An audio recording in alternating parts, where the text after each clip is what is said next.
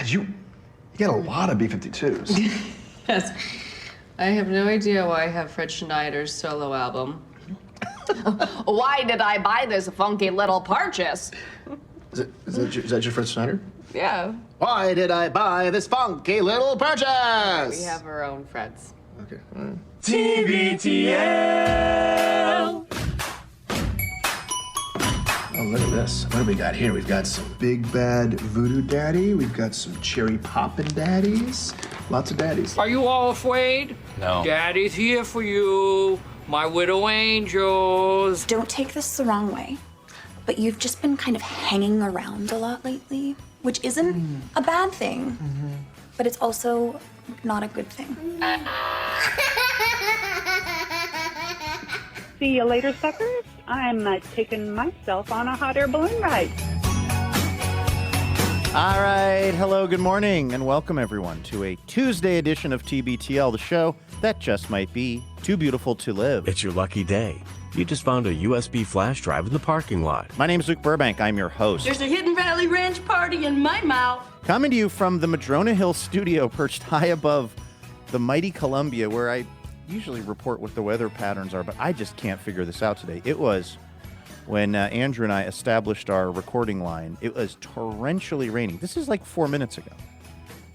Torrentially raining. So I had the Denzel, didn't know you like to get wet though, ready to go. And now in those 4 minutes, rain stopped, clouds have parted, it's blue skies. I don't. This is so confusing, Ron. I don't know what's going to be happening in the weather front, but I have a pretty good idea of what's going to be happening on the content side of episode 4745 in a collector's series. Let the fun begin. Which is where we have landed right now.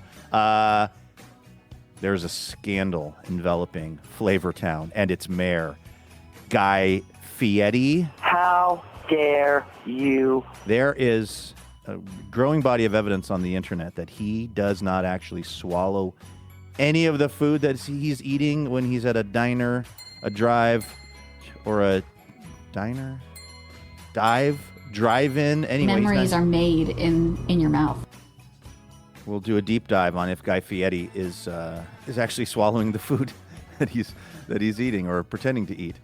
This guy always uses his mouth to make memories. Some of them not great, honestly.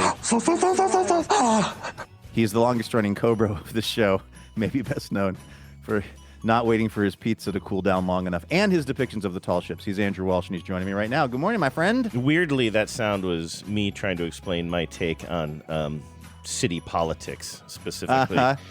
Oh, this was from the Burien debate? It certainly was. Hey, listen, I'm kind of hoping that you didn't look too closely at your email today because... Uh-oh. Do you remember on yesterday's show how blown away we were by the kismet, the coincidences? Yes, I believe the big ones were, coincidences. we started talking at the beginning of the show about Comedy Bang Bang in some detail. Then later on, a dazzling donor brought up Comedy Bang Bang and wanted us to talk more about it. Had been following them on the road, the Yes. very tour that I was talking to you about. There was quite a bit of Subway sandwich talk, and then our other dazzling donor brought up sandwich talk right away in her dazzling donor message. Anyway, they were like very, as I lay it out here, if somebody hadn't heard the show, maybe that sounds like weak tea, but I was legitimately blown away by all of the coincidences there. And then I opened up my email today, and I was blown away again because there were two other very big topics on the show yesterday that we either planned on talking about or accidentally landed on.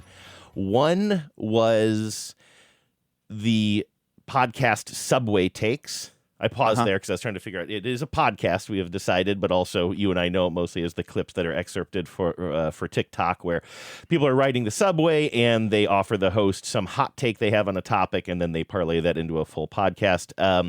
And we're also talking about the slang term, not on my bingo card. Right? Yes. That was something that you had brought up, and you said you're just kind of sick of people using that expression, and also it didn't really make a lot of sense to you. That's the thing. I don't even know if I'd say I'm sick of it. I'm confused because I don't think of bingo cards as displaying, like in this case, it was, unfortunately, Simone Biles had a health scare, and she said, I didn't have that on my bingo card.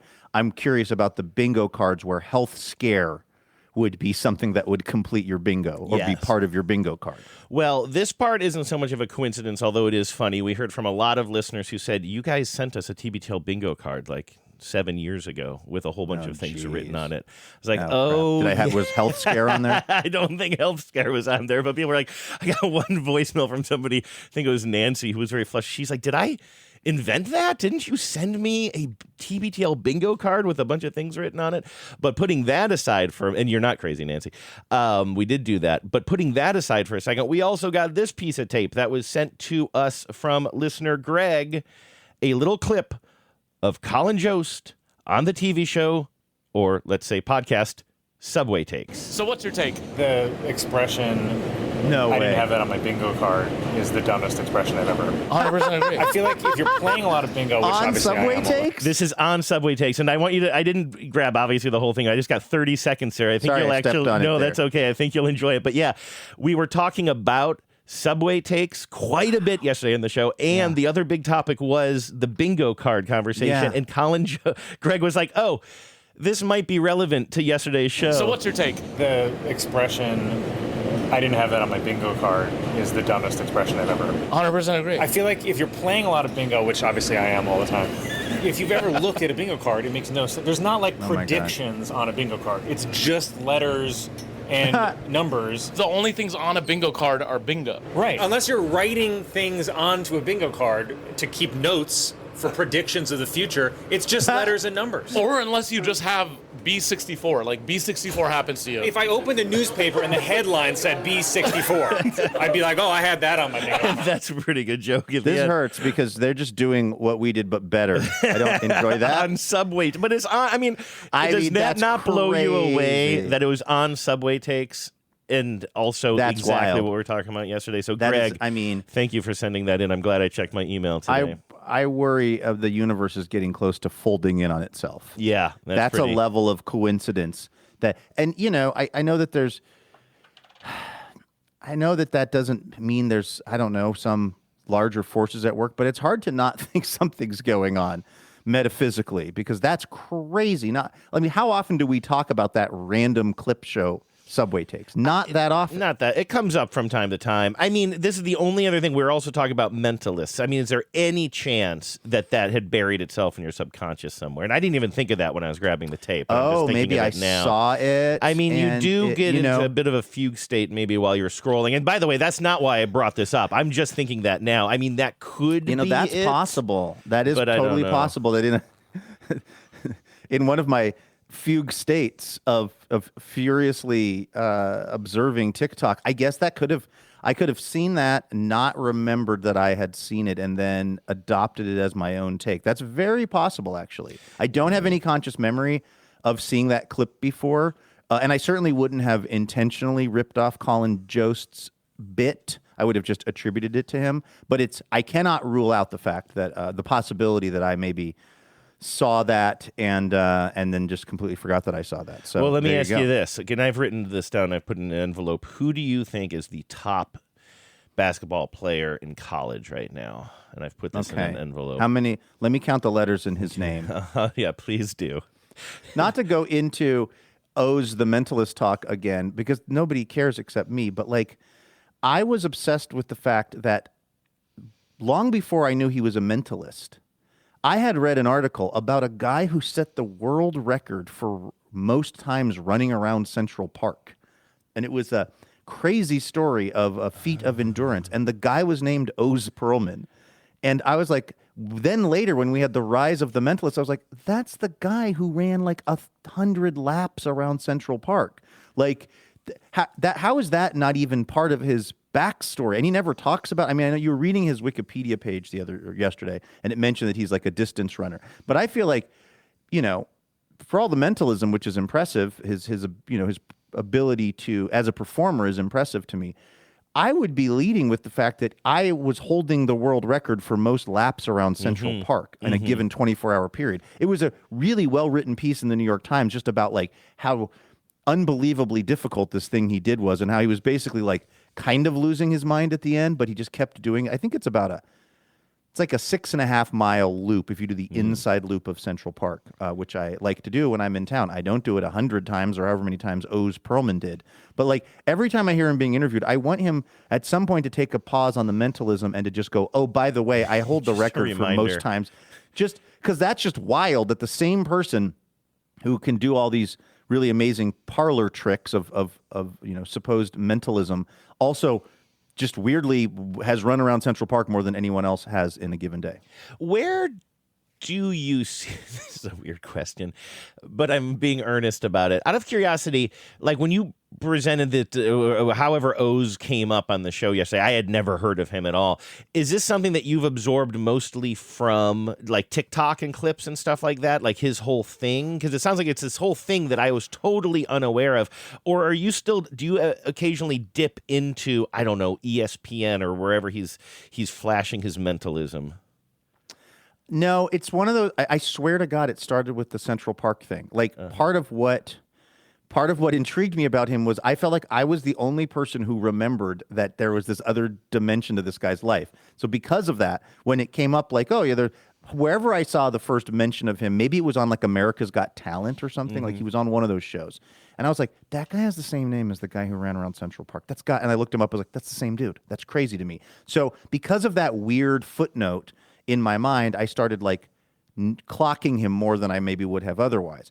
Then he popped up on the Howard Stern show. Howard Stern and his staff were very, very stunned and impressed with his work. So that put it on my radar as well. And then I think in one of the seasons of Hard Knocks, I don't think I even watched the season, but I saw the clips on like TikTok because it knows that I like football stuff. Oh, Hard Knocks. So I started seeing clips of him. He does this move. This is what, like, yesterday we spent a significant portion of the show me repeating Pablo Torre's guest debunking some of the tricks that this guy Oz does. So I won't waste too much more time on it today. But he did this one trick that I really don't fully understand how he did. It's in the, like, you know, that sort of meeting room that NFL teams all have. You know, it's kind of a big, like, not conference room, but it's, you know, it's like a classroom essentially. Yeah, it's got kind of, what would you call it? Not stadium seating, but is that what you call that kind of that like theater seating sort of? Yeah. And then the coach is up front in front Everyone's of got a desk and there's a big, and the coaches are up there talking, you know, hyping the players up and then obviously like diagnosing plays, diagramming plays, whatever. So Oz is in that room with, I forget which team it is. I think it was a New York team, but anyway, it's a football team, and he does some trick where he basically like gets a guy, he gets like the quarterback is holding a football. They're not in pads, they're just like in the film room or whatever. And he gets the quarterback, he just says like, throw it to one of your buddies. And like, he just throws it to like a random guy in the room. And then Oz Perlman has written down the guy he was going to throw it to. Oh. And it's like, that one really does sort of perplex me because that doesn't seem like a thing you could know. It seems like it would just be, it really legitimately would be a decision in the moment for that quarterback guy to just kind of like playfully lob the football to one or two of his different teammates. There's like 40 guys in the room. He could have thrown it to anybody. But didn't he then say, wait a second, throw it to the guy you were going to throw Actually, it. throw it to the other guy. You throw it to the guy who had been 30th on your list. Okay, we're going to go 31. Throw it to the 31st guy. So speaking of Hard Knocks, now that is a show that I watched years and years and years ago. I remember watching, I mean, it was when maybe I was first really getting into the Seahawks with you and the gang. Now, it wasn't a Seahawks focused show then. I think I watched the Miami Dolphins season of that show, and I think everybody knows what it is, right? It's like a quasi documentary reality TV show that sort of focuses on one team during the summer training camp leading up to the NFL season. Yes. And anyway, I watched it a little bit. I enjoyed it, but then I pretty quickly started to dislike it. I'm not a big fan of reality TV, and it started to feel, I don't know, I just started to feel the cameras and stuff like that. And I don't know, there's some of this dialogue. There's no whining in football. I heard you. But every August, football comes to wine country. I knew you didn't like, you were not a fan of that sort of writing? Listen, you know me, I love Slunk Jeep more than anybody else. I do think Liev Schreiber is a a national treasure. I do too. I stand by truly that. do. So anyway, all that is to say, I fell off it, and then I find it difficult to get back into it. I think maybe there was a Browns season that came years later that I did watch. Having said that, this year, and you and I have mentioned this briefly on the show, that Hard Knocks is going to follow around the Seahawks this offseason leading up to the season. And so I'm guessing that you and I are both going to be interested in this, you way more than me, but I bet you I'll carve out some time at least to watch the first episode. We'll see how much I like it. I really don't like that production style, and I feel like that show in particular might be, I don't know, carrying a lot of the weight of its own reputation at this point, if that makes any sense. I just don't know if that style of programming is for me, generally speaking. But also, and this is a little bit of a confession, and I'd like your take on it, I have this thing, the Seahawks coach, Mike McDonald. Sorry, that wasn't even a joke. I really do have to think about it every time. But Mike McDonald. The Seahawks coach, Mac McDingle. It's Mark McDaniel. Mark McDaniel. Back at it again with the same names. For people who don't know, there are like 8 guys in the NFL that have some version of the name Mike McDonald, and it's so confusing. Because it's Mike McDaniel, or McDaniels maybe, who is actually, speaking of Miami now, or was. Did he end up losing his job? Did he end up getting fired? Huh? I think he's like an offensive coordinator somewhere. He's kind of been. Makes sense. He's been busted back down to second in command, That's a which bummer. seems to be actually like kind of agreeing with him. I saw him in an interview the other day. He seems very happy. I think maybe head coach is a lot of pressure. Yeah, it is. I could definitely see that. All of that is to say, I think that Mike McDonald is I think he's a good coach. I mean, well, listen, they won the Super Bowl last year. Obviously, that's one of the KPIs of being an NFL coach. Listen, I don't want to go out on a limb here, but I'm going to say that he's a good coach. No, I mean, and not only is he a good coach, but he's like the right fit for the Seahawks and everything. I have no issue with him as the coach of the Seahawks. But when I hear him in interviews on the radio, I got 710 on it all the time. Just deeply boring, but also like I get this thing of just being like, I would hate to be in a room with this guy, and not even in like some sort of a toxic or over the top kind of way. He's just like probably one of the reasons why he's a good football coach and can be this leader of men is he's just a bro, and he's so bro-y. Oh, interesting. I mean, kind of bro-y. I mean, he's smart. He says the right things. I think he's relatively media savvy. But you know what? Well, this kind of ties into something we were talking about a little bit yesterday too. Is I think he's the type of guy who says "Let's rock." I think he's like, all right, let's rock. Like he's just like that kind of attitude. Like he's got Does absolutely he sing it in a song though? Because we know you don't like that. He says, "Let's rock and roll, boys." Yeah. Rock and roll ain't no pollution. Rock and roll. What is that? Rock and roll ain't noise pollution. That's an AC/DC song. Oh, okay. Yes, I'm going to trust you on that. Yeah. I think it's. I was not allowed to listen to them as a kid. Razor's Edge, I believe. But anyway, yeah, it occurred to me that like watching the Hard Knocks might make me dislike the team a little bit more. I don't know. Well, here's the thing. I don't want to turn this whole thing into a trial of, I don't want to be, over defending Hard Knocks. But one thing is, you said you don't really like the kind of style or the format. What I've always liked about it is that as opposed to like a reality show, like say The Bachelor, I find the format of Hard Knocks to be actually very kind of lovely. Like it's now fairly predictable, but in a way that I enjoy. It starts with like somebody building a football helmet.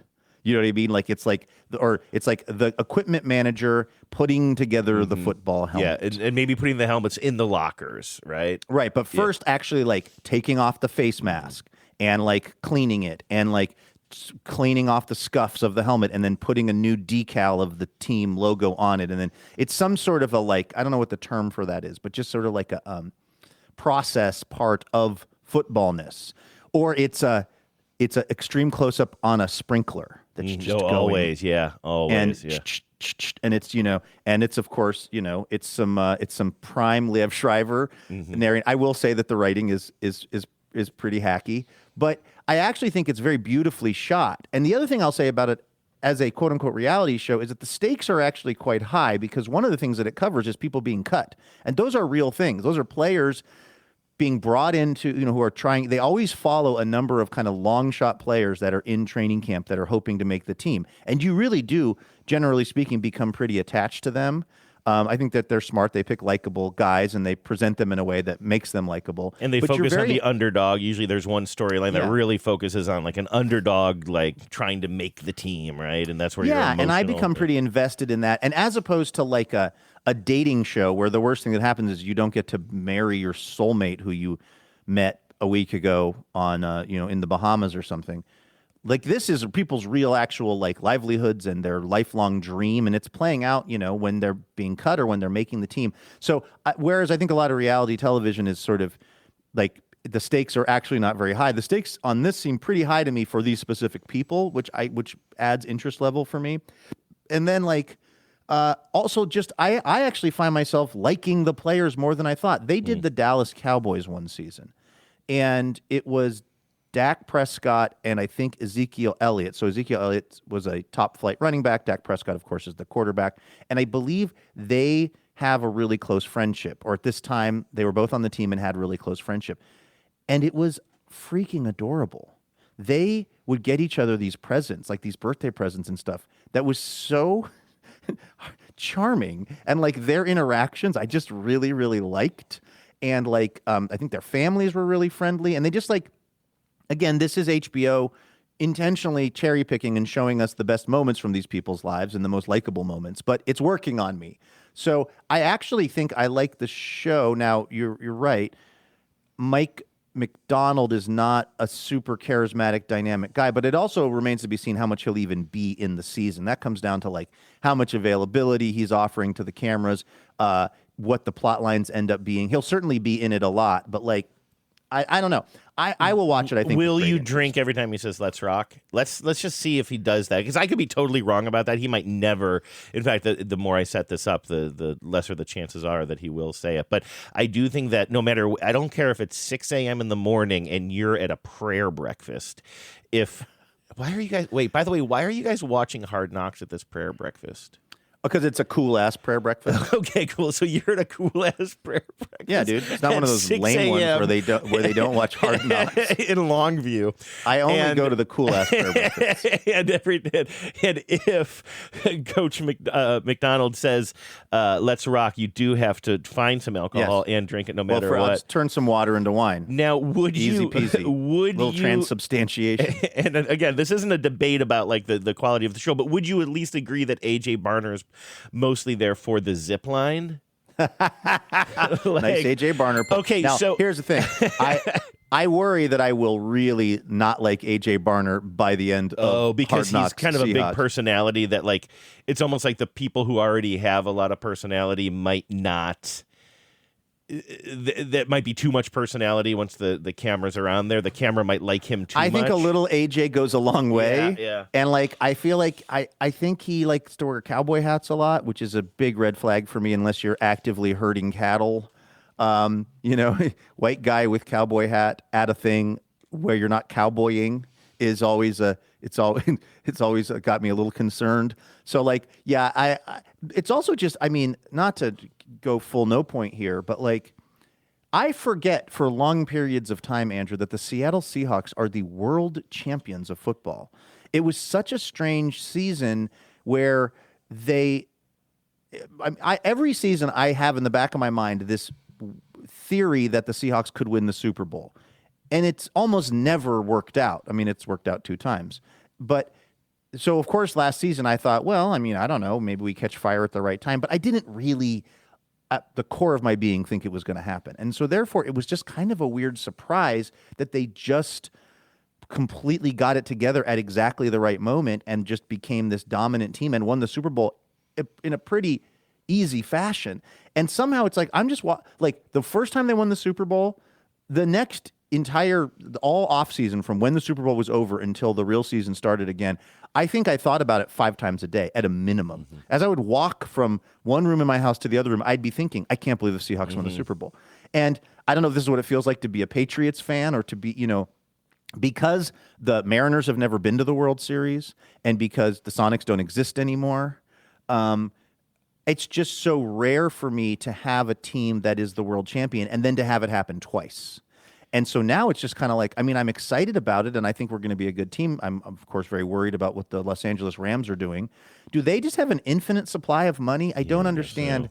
They're like the Dodgers of football. How do they just keep adding the top players at every position to their team? That seems like that's supposed to violate some kind of rule. Yeah, especially in a team or in a league with salary caps, which baseball, of course, doesn't have. But, can I just say that, and I don't, this is all just vibes coming from me, and I could be totally wrong about this, but and it's not like I listen to tons of national perspective on Seahawks football, but I just get the impression that it's not just you. It's like just the nation. Here's what I'm trying to say. I think 5 years from now, somewhere between 5 and 10 years from now, if you took a poll of American casual football watchers and just ask them who won the Super Bowl for the 2025 season, but they can't look it up, they'd probably say the Rams.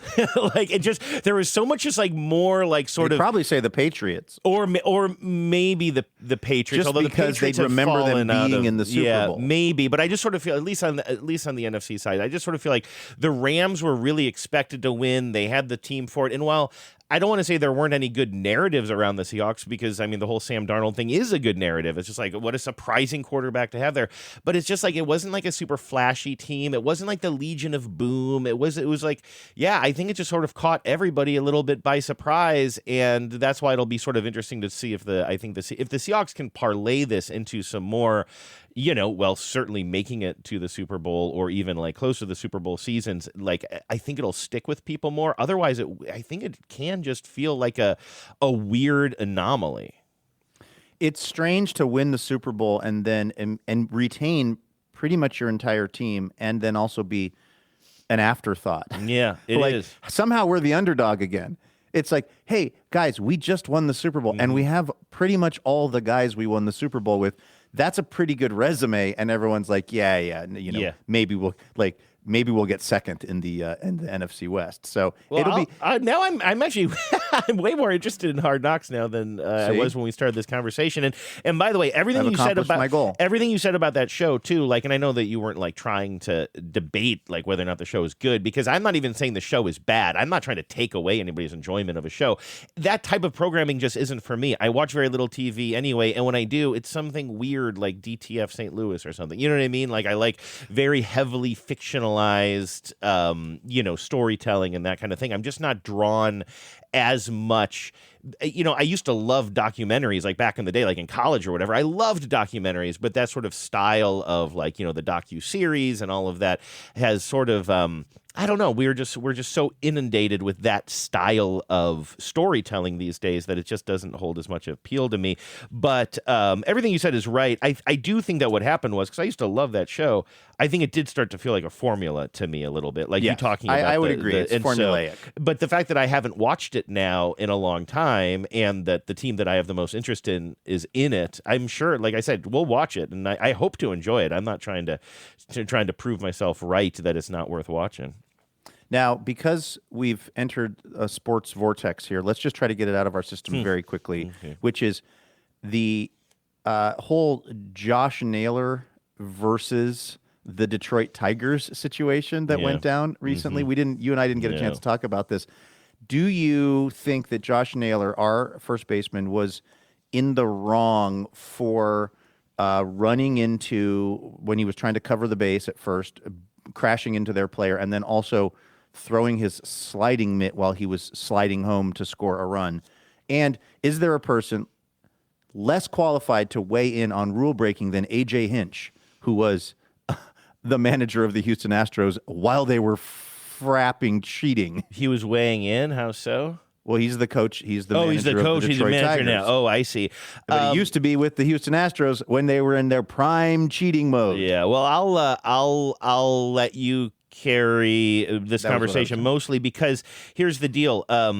I just have not been able to get into a good rhythm with watching or listening to games lately. Like I've been trying to follow them, but it's just maybe it's because of the road trip, the timing has been weird. So I've been listening to games with kind of catch as catch can and sort of like with half an ear to the radio. And so I did not see the collision at first base at all. I read a little bit about it. I did go back and watch the mitt toss near home plate as Josh Naylor was sliding in, and I don't know if I actually went back and watched them actually beat him with the ball. So I will tell you that emotionally I was pretty pissed off. I saw a lot of like kind of social media stuff from Tigers fans who, by the way, I've never had an issue with the Tigers. I've always just generally liked them as one of those Midwestern teams that are like very rootable. The fan base seems nice. But seeing all this hatred towards Josh Naylor, who I just absolutely love, boy, it really turned something on in me. I actually sort of trolled like some Detroit fan who you did. Well, it's just sort of some rant because I was at this coffee shop. I was trying to I was just at this coffee shop doing a little bit of reading on something, and I was catching this sense that something had gone on in the game. So then I'm like doing a Blue Sky search, I think, for the word Naylor or something, just to see like where I can find the best clips of this and what people are saying or something. And some dude basically said something in one like post, said something about his personal life, like, hey, leaving soon for Spain, then I'll be back, whatever. Also, hope Josh Naylor gets hit in the shoulder again or something like that, or I hope they beat him again or something like that. And I just wrote underneath, like, out of the blue, because this person is not somebody I follow. I have no idea who this person is. I just stumbled on this thing because I was trying to figure out what happened in the game, and I just wrote, lost the game, did ya? Because this was after like the first game, and it seemed like a very Midwestern way of putting it. And he did not respond, and I'm really glad he didn't, because he doesn't need some stranger like kind of trolling him. But I was like so mad at them coming after Josh Naylor. I'm so biased in his favor, but I also did not see the collision at first. The mitt thing seems like tomfoolery, like him throwing his little like sliding mitt. I could see why the opposing team would be a little bit irritated by that. But listen, if you're not breaking the rules, one of the reasons why I love Josh Naylor is because he's always testing the boundaries of what the rules are. And if there's not a rule against it, why not do it? Yeah, the collision at first base. So what happened was he fielded the ball, and then it was one of those things where the pitcher was running to first, but I think Naylor decided it would just be more effective to run the ball to the base himself instead of throwing it to the pitcher. I don't think in any universe he was hoping to have a collision with the guy. I don't think that was his intention. So I think that the base thing was just, it just was one of those things. It's a bang play. Also, the part where so he's then in the same game, I guess he's running around third. He's running for home. He has they now have these what they call sliding gloves, which look like an oven mitt that guys will wear so that if they slide head first, they don't like break their hand. But he's not wearing it. He's just holding it. I cannot imagine a universe in which he's running around the bases, and this is a really close play at home, and he's thinking, I'm going to throw this mitt, this sliding glove at the guy. I think he just realized, I'm holding on to this thing. I don't want to be holding on to it anymore because it's weighing me down or whatever. And he just let go of it, and it just so happened that it was flinging it kind of in the general direction of the guy. It didn't like knock the ball out of the guy's hand. It didn't even hit the guy as far as I can tell. It wasn't dangerous. Maybe this was always his plan, but I mean, I feel like it would just take so much concentration when you're, first of all, we know this. You're maybe the second slowest person in Major League Baseball if you're Josh Naylor. You're running home and you're remembering to throw the sliding glove at the guy. I just don't think any of it was intentional. But that being said, then they were showing clips of him last year when he like jumped up in the air when the guy was trying to turn two and like had the ball being off his back, which obviously he did on purpose. And I kind of went on this journey with it, which is I, like you, am very defensive of Josh Naylor, very protective of Josh Naylor because he's our guy. But then I'm like, but man, he does a lot of things that are, he does more of these kinds of things than anyone else I know about in Major League Baseball. And I had to have a moment of reflection kind of going, I could actually see why other teams could get annoyed because there's just too many incidents where it's like, if you take any of them individually, you could be like, well, that's not a big deal. But in totality, it's like he does do a lot of stuff like this. Yeah. So I'm now just watching for the first time this collision at first base. I don't get the complaint here at all. Like, you don't want collisions, but he's not doing anything outside the norm of he's trying to tag the back of first base. Like, is that what you were saying as well? Now that I have eyes on it, like, I just don't. I don't see any intentionality there. I will say the throwing of the mitt or the sliding glove or whatever you want to call it, that to me, I don't think that he was thinking about it when he left first base, but I do think that given the very specific place where he threw it, with his left hand, he kind of throws it directly at where kind of home plate and the catcher would be. I think that was a little bit of, do we say trickeration in baseball? But it doesn't bother me, and it certainly doesn't seem worth getting beaned for. And then the play that you talked about, was that in the ALDS against the Tigers that he jumped and tried to block that I don't ball remember that part. it was it was either that or the Blue Jays, and so if it was the Tigers, I would imagine that also the Tigers are just still a little butthurt about the 7-game loss. Yes. I think that is what's driving kind of a lot of this stuff. We was hoping for some razzle-dazzle. Razzle-dazzle. That's right, man, razzle-dazzle. On your mark. On your mark. Get set. Get set. Now ready. Ready. Go. Everybody razzle dazzle.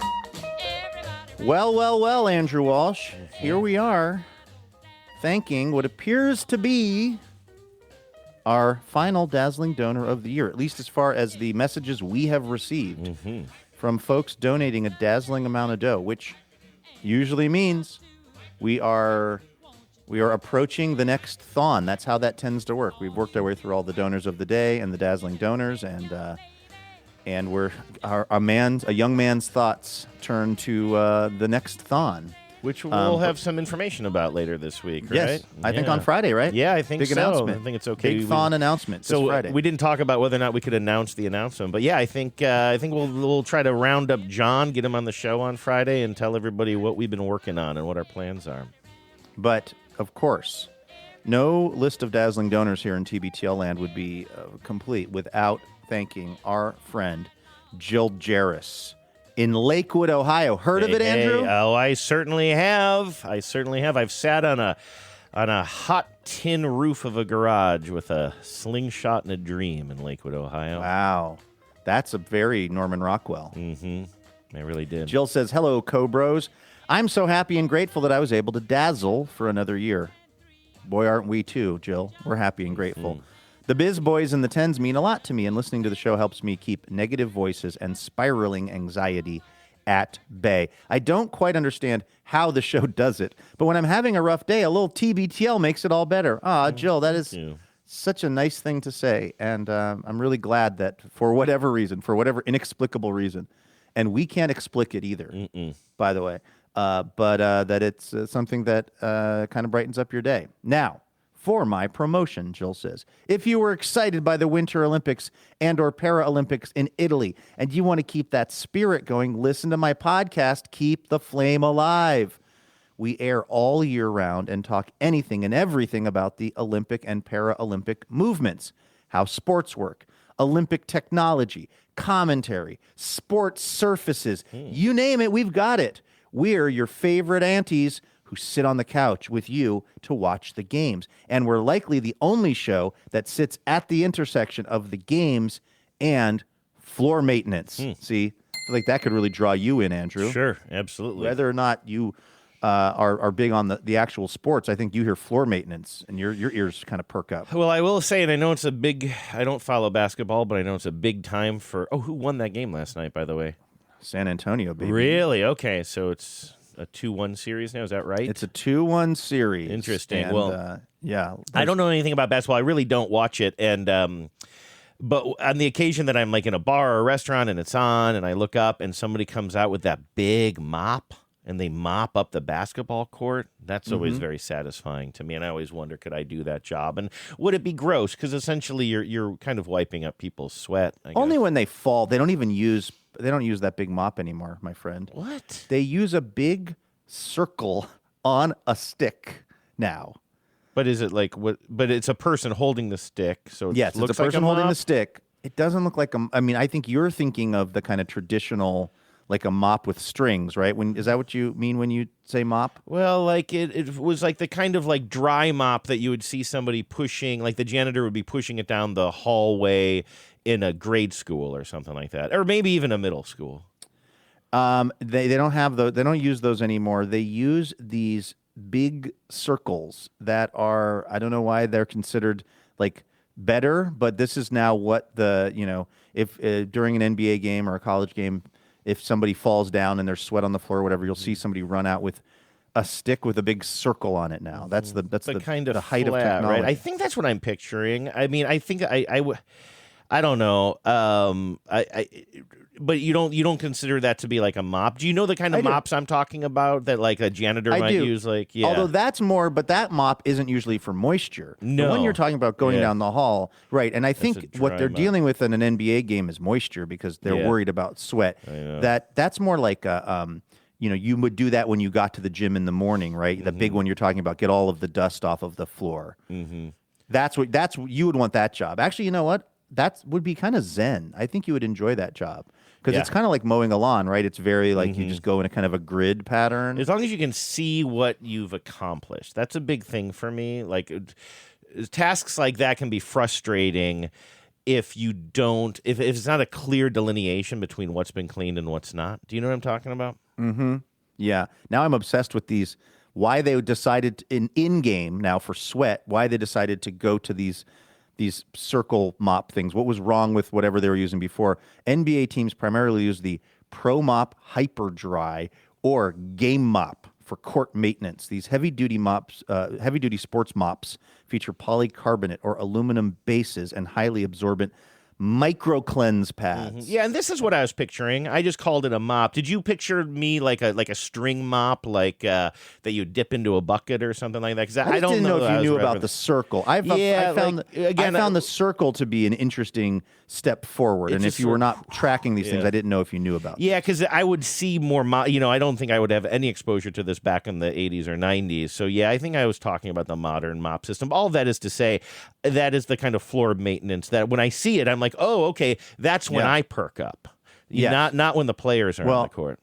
Well, sure, and that's why you, I think, would enjoy Keep the Flame Alive, the podcast that our friend Jill has been doing. Exactly. You can find us at flamealivepod.com, flamealivepod.com. Jill says LA 2028 is coming. Get excited with us. Thanks again, Cobros. What you do is so important. Well, Jill, what you've been doing is so important, and congratulations on the pod. I was also looking at Flame Alive, and they got some good gets. They just interviewed a silver medalist Paralympic coxswain named Jenny Sitchell. You know what the coxswain is, right, Andrew? That is somebody who is in the boat. Are they? Do they have the megaphone in the boat and crew? They do. Okay, there you go. That's what the coxswain does. They're usually, in my experience, because in college, my freshman year, I somehow lived in the part of the dorms with a lot of the people that did crew at the University of Washington, and most of the people were very big and very strong, and then there'd be these very diminutive, tiny people that would hang out with them. And those would be the coxswain, because their thing was not taking up very much room or adding very much weight to the boat, while also having some kind of special ability to motivate, which, again, you can hear a much more interesting description of this if you tune into Keep the Flame Alive, the most recent episode there that Jill has been doing. So, Jill, thank you very much. We couldn't do this without you.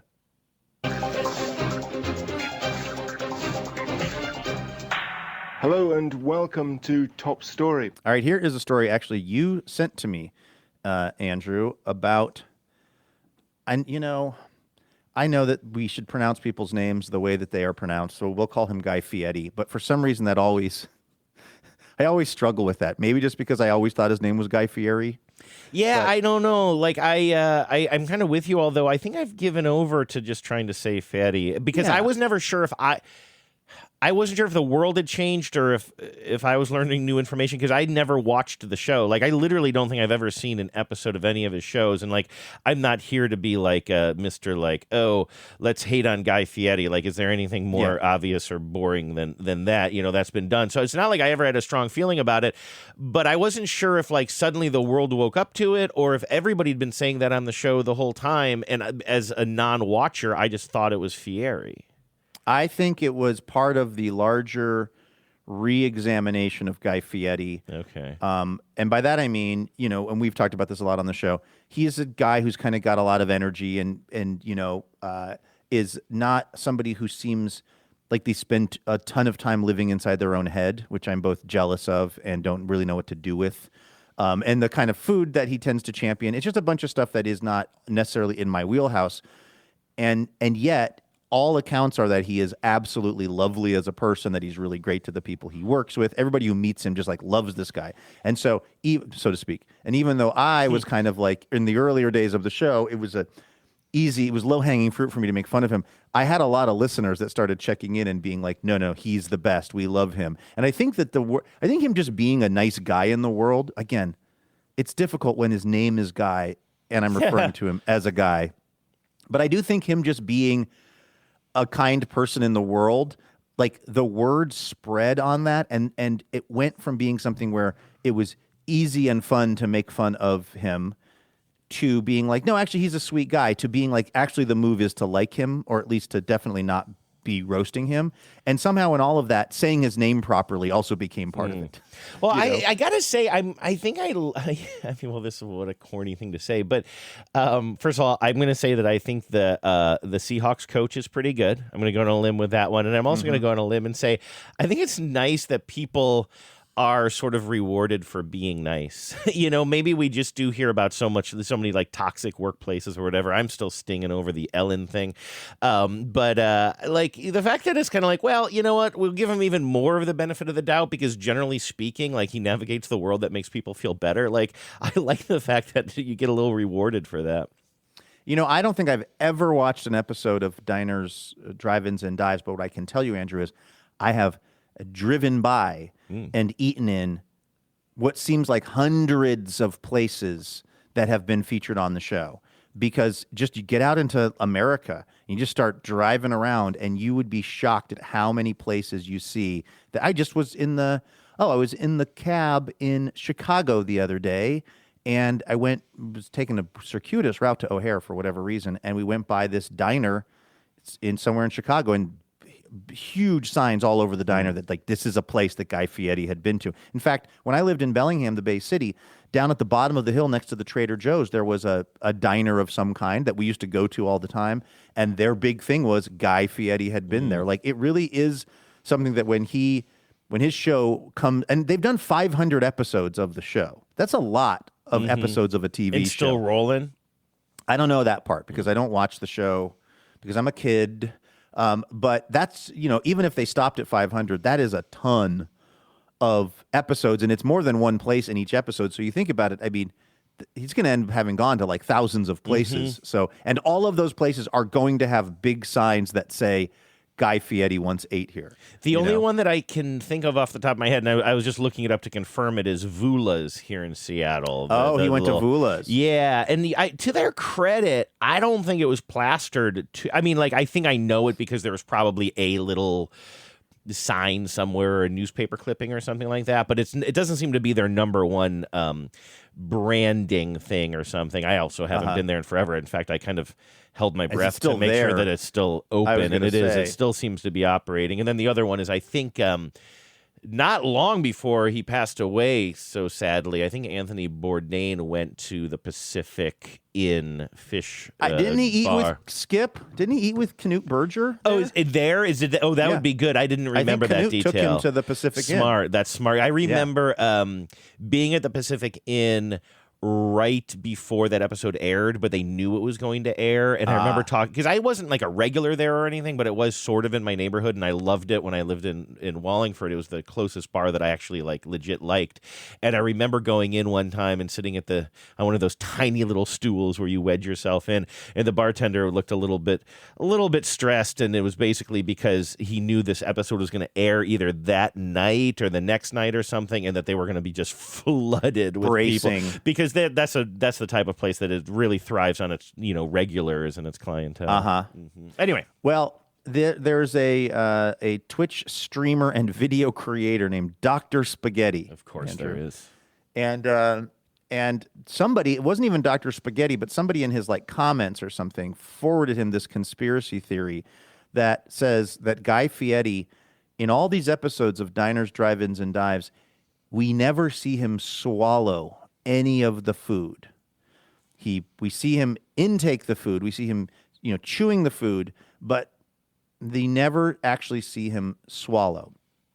And having made a fair amount of television myself, wherein I'm eating, by the way, that's what I was just doing in Houston last week. I was eating Viet Cajun food on camera. So I know that, like, for one thing, editors are always trying to get more stuff in a shorter amount of time. So my first thought was maybe they're just not showing him swallowing because that's not relevant to the plot. They're showing him take a bite. They're showing his response, but they just don't think they're like, if we're going to lose something for time, we're going to lose the swallowing because it's assumed he's going to swallow this food. But then there are all these like supercuts that are going up about like basically showing things where for them to actually cut it so that he's not swallowing, it's not helping the plot of the show. It's not moving things along. It's not saving time. It's almost like they're going out of their way to never show him swallowing or something. Mm-hmm. They also show this one where they're calling it the empty chopsticks situation, where they're showing him like he's taking a bite of something, but when they slow it down, you can see there's literally nothing on the chopstick. He's putting it up to his mouth. I didn't get to that part. So that's interesting. I actually think that there's a reasonable explanation for the chopstick one, which was the camera guy didn't get him. So he picked up some food with his chopsticks. He's eating the food.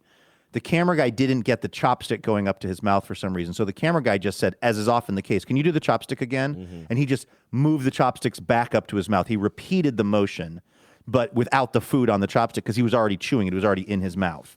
That's a kind of a thing that happens all the time when you're shooting. They're just like, oh, can you put that down again? Oh, can you move it? Can you pick that up again? There's a lot of that kind of stuff. But I will say I'm watching the investigation of him never swallowing, and it's almost like him not swallowing is actually making it's actually like making the episode worse. Like it does seem like there is something going on because, again, this is not just like moving the story along more quickly. This is not for efficiency. It's almost like a jump cut to never ever see him actually swallowing the food. Now, I will say there are a lot of people who have been on the show and other chefs that have worked with him that are like, this is insanity.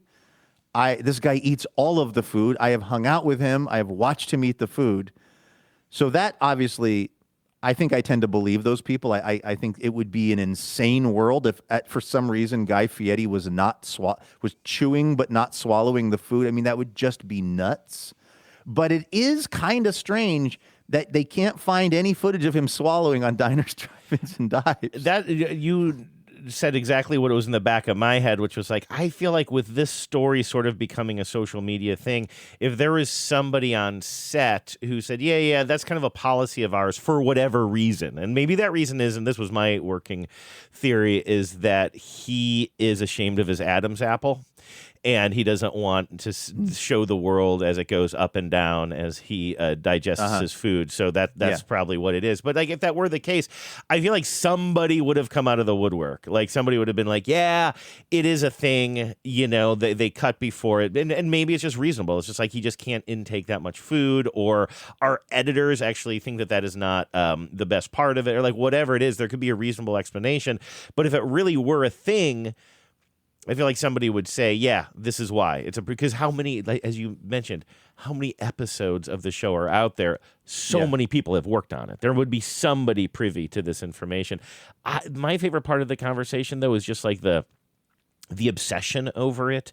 Like, and again, I don't want to say the word Dr. Spaghetti any more than you do, Luke, but I did sort of like, he's like saying, and I don't have it in front of me, the quote was something along the lines of like, oh, this is so stupid, but it's so stupid we can't not investigate it, or something along the lines of that, which I kind of understand, getting the sense of just like, all right, let me dig into this. I got to dig into this. And I have not had the opportunity to watch the actual montages, but I think that it will now be a distraction. Like when you're watching a movie or a TV show and you see a bad continuity shot, like I don't think that I'm especially sensitive to it, but when I see it, I am like that Matt. Is it Matt Damon meme of him snapping his fingers and pointing at the screen? Do you know what I'm talking about? I don't think I know that It's one. not. I don't think it's Matt Damon. That's the problem. It's one of the other guys that I get Matt Damon confused with. But it doesn't really matter. But Stephen A. Smith. Stephen A. Smith, exactly. But I'm just like, oh, look at the continuity, and I always have to rewind it and show Genevieve. It's like there's salad on her fork in this scene, but it turns into a spoon with soup on it in this next cut. That would be insane. But anyway, so once you do see it, you can't unsee it, and so I'm also interested in people who actually watch his show. If this now lives in their head, like it becomes a game within a game. Guy Fieri is handling it with his normal aplomb. He has responded. He said he thinks it's great that people are still talking about the show. Yeah, which is a really good response. Yeah, like and honest, probably. And also, I do think he is swallowing food like a typical person, and so I don't think he's trying to cover anything up. So he's not worried about his dark secret getting out, so he can kind of roll with this. Also, what I always sort of knew this, Andrew, but like I'll tell you this: the world of Twitch streaming is so foreign to me, and I'm at Dr. Spaghetti's YouTube channel. And this is the main video, Guy Fieri Never Swallows, the investigation. And it's just like kind of this super clip of a bunch of stuff. But then it's like he's got a frame around the YouTube video, you know what I mean? That's kind of like animated. So you've got the typical thing that we all think of when you watch something on YouTube. But I guess you can also do some sort of a like wraparound, like a cartoon thing. So what we're seeing is, again, footage of Guy Fieri not swallowing. The guy, Dr. Spaghetti, down in the corner talking to him, like kind of like I am right now, of the YouTube page. A dog. I'm guessing that's his dog. Maybe the dog is probably some kind of a celebrity on the show. I'm sure there's a backstory. The dog is just kind of a freeze frame of the dog. It's actually very cute. Underneath the dog, it says Swallowers, Asiago Peach, Bobby Shroom, 5 Pete, Basil Tunes. I'm assuming those are people that are maybe donating money on the live stream to get their name put up there, but they're being called swallowers because, of course, the whole thing is Guy Fieri is not swallowing. Then there's like remember Mystery Science Theater 2000, where it's like the kind of like little figures down in the movie theater watching? Yeah, I'm seeing this now too. Yeah. He's got that going on, but it's like appears to be Barack Obama, the dog again, Afro Man from his trial. Oh, good eye. Yeah, wearing that suit. Yeah. I don't know who the woman is. And then Happy Gilmore, like Adam Sandler's Happy Gilmore. It's like, I am so perplexed at what is happening here. But I also know this is a whole world that is huge to a bunch of people. And it's their TBTL. They know what all of these inside jokes are. They know why there's a picture of Afro Man in his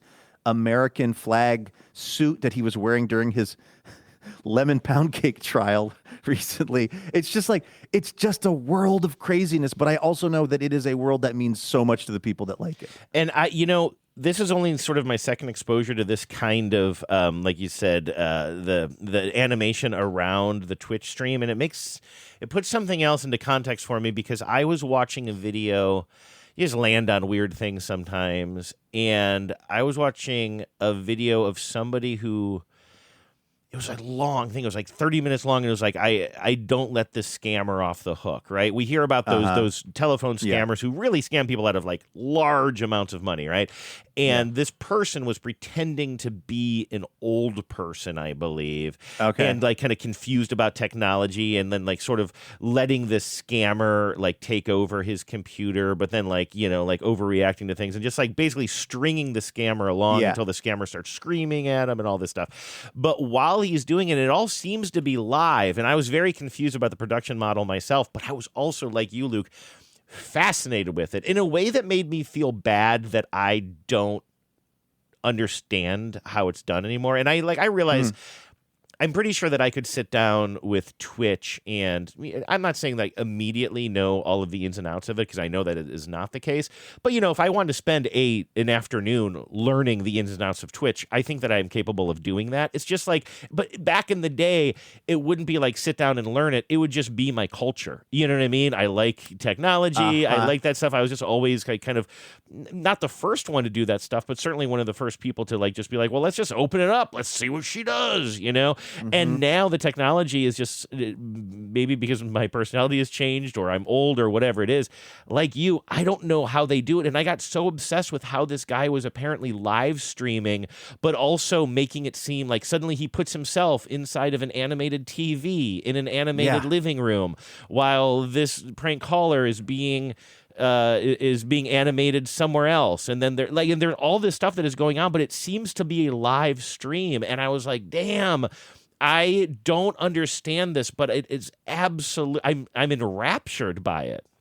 Yes, I mean, and we talked about this when I forgot to bring my computer on a trip recently, how like the idea of me trying to do work stuff on my phone is just would be insanity to me. I mean, I literally bought a computer and returned it so that I would just be able to type into a keyboard versus on my phone, and for TBTL implications. But like, I mean, it's so generational, like the stuff that people are doing on their phone too. I mean, I know that some of these streamers, they have pretty elaborate setups and, there's a lot of tech behind it, but also just the fluidity with which these digital natives just know how to do stuff on their phone and use CapCut. Or whatever. I don't know. I see sometimes on TikTok that somebody used CapCut to make this thing or whatever. It's just like, yeah, there is just a bunch of stuff that I guess I'm probably never going to learn, right? Like, I don't feel that old at age 50.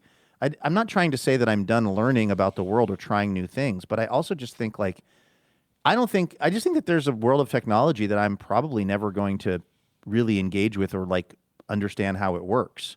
It's just, I think I just kind of, it's gone past me. And this is, even this drone, this is kind of a side conversation, but I bought this drone. I was all excited about it. Oh, yeah. I forgot about that. I've flown it. Well, part of the problem is it's not one of the more expensive ones. I didn't want to spend like $1,000 on it or something. So it was like a cheaper one, but it's in 4K and it has a come home feature. That was the big thing I wanted, is I wanted to just be able to hit a button and it would return to me because I was worried I would, I don't know, fly it too far away or, I don't know, lose it or something. Can I ask you a quick question about that come home feature? Do you know if it also uses like sensors to, if you just hit come home, it'll come home, but it can also sense the world around it a little bit so it doesn't hit a tree or a guide wire or a guy wire or an electrical wire or something? Or a Guy Fieri? Isn't that weird that I said? I wonder if that's why I said that. I don't know about that. That's a good question. I've gotten it up there. I've flown it like 3 times. Part of the problem is the one thing that they said on the reviews on like Amazon or wherever I bought it was, this is a really good drone in terms of all these features and the price point. The one thing is that the app kind of sucks. And boy, were they right. It's like they spared every expense on the app itself because you run it off your phone, right? Like your phone is the kind of way that you connect to the drone, and the drone itself seems pretty cool, and came with an extra battery. And when I've been able to get it to fly up in the air, it's a cool thing.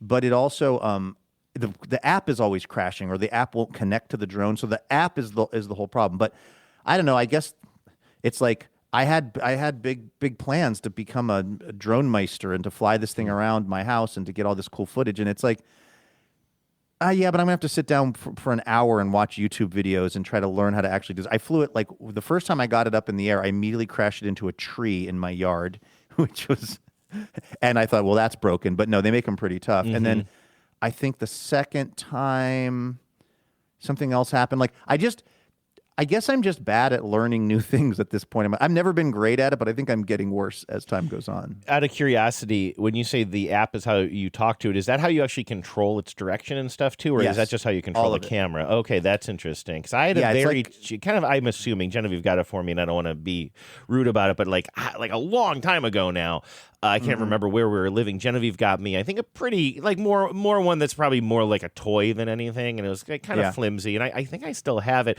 It did have a camera built in, but like I tried to use it once, but like my personality is not befitting a drone because I'm so nervous. I was just so nervous about losing it the whole time or getting in somebody else's way or freaking somebody out. And I mean, I think that maybe if I lived out in your neck of the woods, I'd learn to be a little bit more bold about it. Yeah. because at least there's not as much stuff going up in the sky and there aren't as many maybe neighbors to freak out or whatever. But we tried taking it to like a soccer field at a park somewhere here in the city, but people were playing soccer and like I couldn't control it well enough. That was the thing. I couldn't control it well enough, so I didn't trust myself to like not hit somebody with it or something. And sometimes when I'm driving out in the rural country, I think, well, this is a place that maybe I could learn how to fly a drone, but it's very anxiety creating. I have none of those. I can't blame any of those things for my hesitation because, I've got a lot of room here. My neighbors are chill. There's no power lines on the, kind of river side of my house. So there's just, it's an ideal environment for it, which is why I bought it. But it's just because I've been frustrated by it like 2 or 3 times that I'm just like, what I need to do is I need to just like block out an afternoon and go, I'm going to figure this thing out once and for all. Because again, when I get it up and it's flying around, it is exhilarating. I also, I don't know, a few months ago when Becca and I were at the coast, we were taking a walk on the beach. I might have mentioned this on the show, but we walked by these 2 kids. I'd say they were like brothers. Maybe they were like 9 and 11. And they were just like flying a drone on the beach.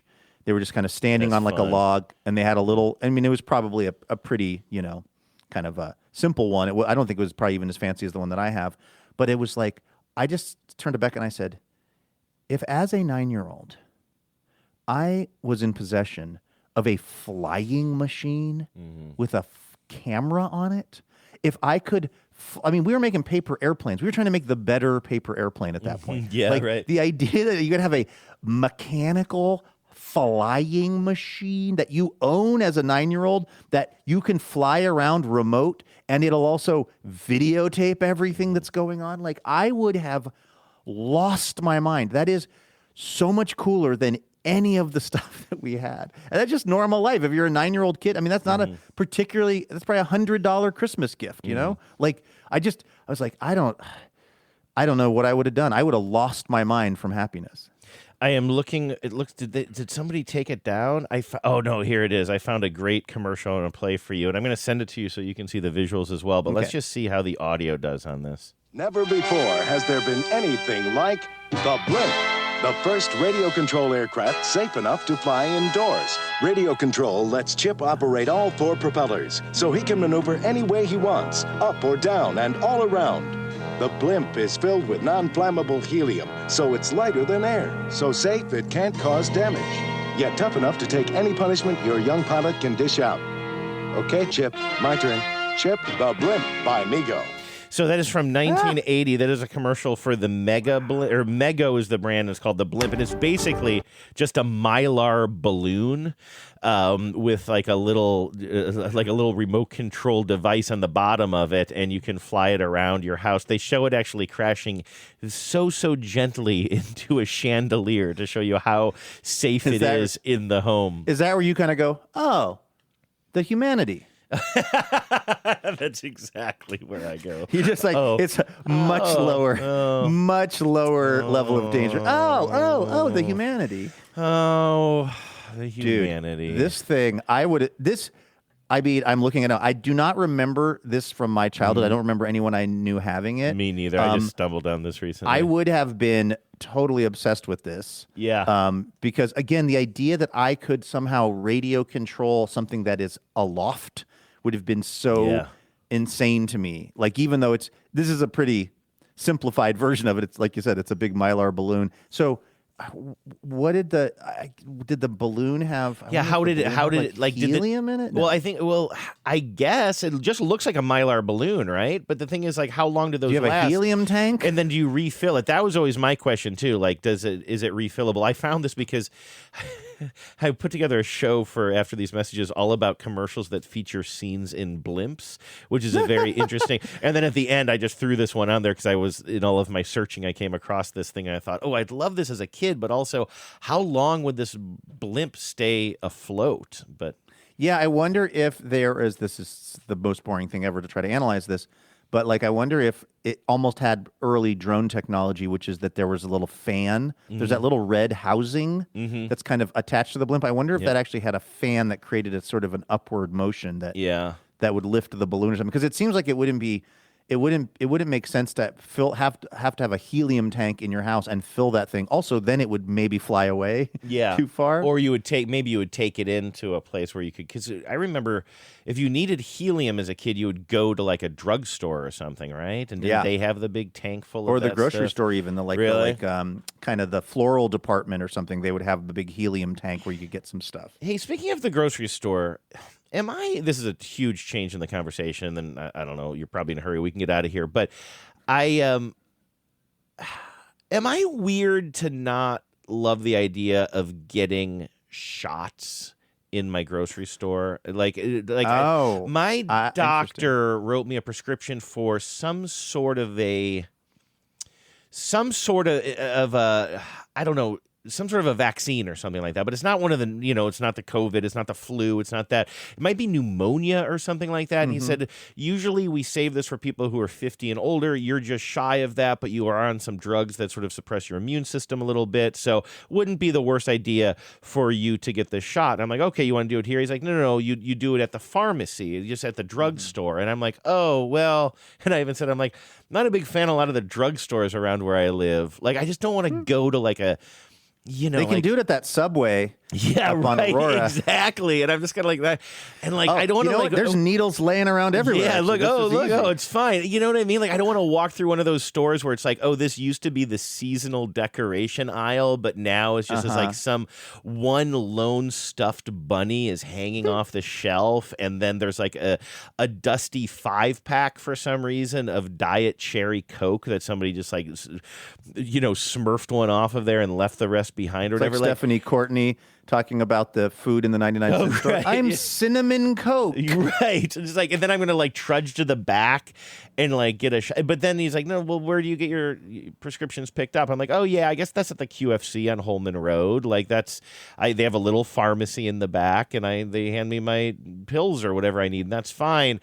But I don't like the idea of going into my regular grocery store and just like sitting in one of those little chairs waiting for somebody at the grocery store. And I know that they're licensed pharmacists. If anybody's listening and they're all like, this is what we do. We're all professionals. We just happen to be stationed at the QFC. That's fine. There's just something about it. It's like, I don't want to just sit in one of those chairs. It seems so bleak to me. I think, I've gotten, I think I may have even gotten the COVID back when, that was happening more frequently I think I may have even gotten a COVID shot in a grocery store. And the thing is, they do have a small room. They're not doing it like next to the tortilla chips or something. Yeah. Like you get to go. Wish they would. It's private. Yeah. Can I have some emotional support tortilla chips and guac while you do this? Yeah. It is, you go into a room somewhere, so nobody who's in the grocery store is going to observe you getting the shot, if I remember right. I think some of this is because you've expressed on the show a general dislike for the experience of getting shots anyway. So there's probably no place you're loving it happening, but also it being a weird, slightly chaotic environment like the grocery store adds to your lack of excitement about it. Would you say that's true? Maybe, yeah, and also maybe it's because it's my grocery store, and like I know that I got one of my COVID shots up like off of Aurora, but further north, like maybe it was Linwood or something like that, and it was a totally fine drugstore. And I went back, and you're right, they took me into a little room, and it was all good. But I remember even at the time being like, I need to get at least as far north as Linwood. Like, I need to get out of the city a little bit. Like, I've just, like, there's something so depressing to me about some of the drugstores in this, like, general Northgate, Aurora area, that the idea of sticking myself with any, like, honestly, like, you make the joke about stepping over other needles to get in there. Like, it's just like, it's in my head. It's like, okay.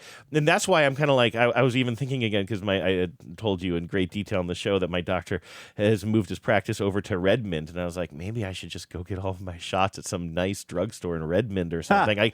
I just don't know if I want, and maybe is it ironic or apt that I run into my bad phlebotomist at the QFC on Holman It's a bad Road? sign. What if it turns out that he's moonlighting also as a pharmacist? That would be. He's like, they don't pay me enough. That's why I don't do a good job at the medical office you see me at. So I've got to pull double duty. I'm also the guy who gives the flu shots here. Yeah. At the, I have to tell you, they've got me so beat down now with what you can and cannot get easy access to in those kinds of stores. Oh, yeah. I was in the Safeway down in town, and I realized I needed some more shaving razors, just kind of like the typical, whatever, disposable safety razor. And do we call them a safety razor anymore? Yeah, I mean, old-timey I know term. it seems a little old-timey, but I know what you're talking about. But and you're talking about the kind where the whole thing is disposable, not just the razor Yes. itself. Yeah, okay. Yes. So yeah, the whole thing, because I Little want to try plastic to handle. I want to try to create as much plastic waste Sure, as possible. yeah, that's why I bring it up. So I and again I was getting some food and stuff, and I was like, well, let me just go over and grab some razors. And I was like, well, there's just no way I'm going to be able to walk up and grab a bag of razors because like those are always now locked down. And sure enough, they had razors. They were right there. I didn't have to. Now this is a grocery store. So maybe people aren't stealing that from the grocery store the way that they allegedly are stealing that from CVS or, Walgreens or these. Again, I'm just echoing what you've said, Andrew, but I don't think that there is a more depressing example of late stage capitalism than the current state of drugstores in America. Because think about what, in fact, you know what? Down even in where you Colama- live too, I was gonna ask, is there a difference? Because I was wondering if it's kind of like the difference between like an urban grocery store where I live and maybe a place that is more suburban or ex-urban. I think it is a little different. To be honest with you, I don't shop in those kinds of pharmacies very much anyway, unless like that's the only option. And so, like for instance, I was mailing that. Whatever that was, I was mailing those dishes back, and that was when the woman would not not loan me tape. Yeah. And I did go back to buy tape, and the tape was right there. And I don't remember that particular one. That was in Longview, seeming especially bombed out. I do think that there's a difference of what city you're in and what part of the city you're in, how they tend to treat these things. But like, the thing is that the pharmacy, we're old enough to remember when pharmacy was like a fun place to go. Not even because you were a kid. It wasn't that you were getting prescription medicine. It was just like they had candy and like magazines. Wasn't the magazine aisle always magazines fun? and pool noodles and just like it was this kind of catch-all of a bunch of stuff that was just kind of fun and interesting to look at and colorful. And I've talked a lot about. I grew up going to this place called Cragen's Pharmacy that was, now it's like that church at 77th and Aurora that's called like Mosaic or something. But they were just a delight to be in as a kid and to watch them become the tip of the spear of like corporate greed and private equity and racial profiling. It's like everything bad in the world, it all seems to come to a head. What was a Bartell Drugs is now a bombed out CVS where they don't trust you to hold any of the items. Yeah. It's just like a real bummer. Yeah, and Bartell's the perfect example of it for people who don't know. That was like a family-run chain that was started here in Washington State, right? Or definitely the Pacific Northwest. Yeah, and, I think in Washington. And then, in the past 10 years or so, Drug Mart, a company based out of Ohio, I believe, just because I grew up with Drug Marts is why I know that, they just bought a bunch of them up and then said, we can't sustain these, and just started closing them all down. And it's just like, oh, great, thanks. I hope Thanks everybody for buying got rich. them and ruining them. Yeah, exactly. What are you, the Ellisons? What do you mean? That doesn't look like anything to me. Actually, I mean, the funny thing is, and we should probably wrap things up, people have been reaching out to me, with the Scott Pelley firing and stuff and asking me my take on that because I do work there. And I'm not talking about it because I'm worried about getting in trouble, because that would have happened a long time ago. Like, this is what we're doing is so far off of the radar of anybody who would, I don't know, be disciplinary towards me. It's just that it's complicated for me. I don't know. I mean, I feel bad about it, but I've been like the last couple of days trying to think through my statement, as it were, on the matter. And I haven't quite landed on how I don't know how to talk about it. So once I do, I'm happy to. I don't want anyone to think that I'm like afraid to broach the topic. I really just, I guess if I do talk about it, I want to try to say something that's semi-coherent or cogent. And I'm still sort of puzzling through my thoughts on the matter. So once I've arrived at something, you'll be the first to know, and then the listeners will be the second to know. And then I will twist it and turn it. As you often do. As I often do. But all right, do you want to leave things there for the day then? All right. Probably. Let's do What that. are we doing for the music? Oh, how about this? Are we alternating through rights-free music? Are we playing the same Ninja Turtle song? What are you doing? I've been sort of alternating. Yesterday we played something by a group some artist that made some rights-free music. They go by Telecasted, and this today is Diala. Let's see what this is. This song apparently is Regulate, but I don't think it's Regulators Mount Up. No, that would seem very not rights-free. I grabbed these a long time ago, I think for the TB Telethon last year while we needed some music for our video stream. So I know that I liked these a year ago, or at least liked them enough to use them. Yeah, this is working for me. So that is going to do it for today's episode of the show. But we are going to be right back here tomorrow with more Imaginary Radio for all of you. So please, please, please join us for that. In the meantime, have a great Tuesday, everybody. Stay safe, take care of yourselves, and please remember, no mountain too tall. And good luck to all.